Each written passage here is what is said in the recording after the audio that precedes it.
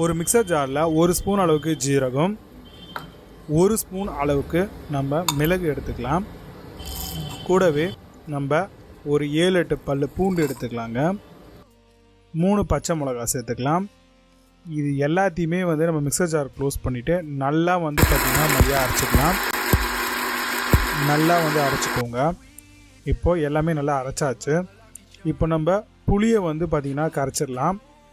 ஒரு லெமன் சைஸுக்கு புளி அந்த அளவுக்கு எடுத்துக்கோங்க. ரசம் எவ்வளோ வைக்கிறீங்களோ அதுக்கேற்ற மாதிரி கூட எடுத்துக்கலாம். இப்போ எல்லாத்தையும் நல்லா ஃபில்ட்ரு பண்ணி அவருடைய சக்கையெல்லாம் எடுத்து போட்டு புளி தண்ணி மட்டும் எடுத்துக்கோங்க. இப்போ புளி தண்ணி பக்காவாக ரெடி ஆகிடுச்சு. இப்போது நம்ம ஸ்டவ் ஆன் பண்ணி ஒரு பாத்திரத்தில் ஒரு 3 தக்காளி கட் பண்ணி அதில் போட்டுக்கலாம். தண்ணி கொஞ்சமாக ஊற்றிக்கலாங்க. நல்லா கொச்சி வரட்டும். நல்லா இந்த மாதிரி தக்காளி சலசலன்னு கொதிக்கணும். கொதி வரும்பொழுது ஓரளவு கொதி வந்துச்சு அப்படின்னா நீங்கள் ஸ்டவ் ஆஃப் பண்ணிவிடுங்க. ஆஃப் பண்ணிட்டு அதை நல்லா ஆற வச்சிடணும். ஆற வச்சதுக்கப்புறம் அதோடைய மேலே இருக்கக்கூடிய தோலை மட்டும் ஃபஸ்ட்டு எடுத்துடுங்க. எடுத்துகிட்டு நல்லா பார்த்திங்க அப்படின்னா தக்காளியை நல்லா கையாலேயே பெசரி விடுங்க. அதோடைய சாறு மட்டும் இறங்கட்டும். அதோடைய சக்கையை எல்லாத்தையும் எடுத்து போட்டுருங்க. இப்போ தக்காளி உங்களுக்கு நல்லா பக்கவாகிடுச்சு. இப்போ அதில் புளி தண்ணியை நம்ம இப்போ ஊற்றிக்கலாம்.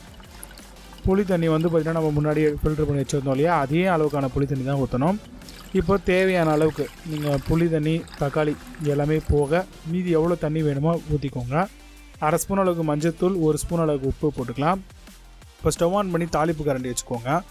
அதில் கொஞ்சமாக ஆயில் சேர்த்துட்டு 1 ஸ்பூன் அளவுக்கு கடுகு சேர்த்துக்கலாம். கடுகு பொரிஞ்சதும் நம்ம ஆல்ரெடி அரைச்சி வச்சுருக்கக்கூடிய அந்த பேஸ்ட் எடுத்து இதில் போட்டுக்கலாங்க.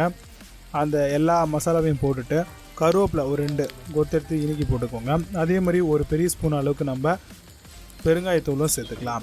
சேர்த்துட்டு இதை அப்படியே எடுத்துகிட்டு போயிட்டு நம்ம ரசத்தில் ஊற்றிடலாங்க. நம்ம கூட்டி வச்சுருக்கோம் இல்லையா, அந்த ரசத்தில் ஊற்றிட வேண்டியதான். ஊற்றுனதுக்கப்புறம் இப்போது அதே ரசத்தை அப்படியே எடுத்துகிட்டு போயிட்டு நம்ம அடுப்பில் வைக்க வேண்டியதான். வச்சிட்டோம் அப்படின்னாலே ரசம் ரொம்ப கொதிக்கக்கூடாது. மேலே நுர கட்டி வரக்கூடிய அந்த நேரத்தில் நீங்கள் ஸ்டவ் ஆஃப் பண்ணணும். இப்போ கொத்தமல்லி ஒரு கை நிறைய எடுத்து நம்ம ரசத்தில் போட்டுடலாங்க.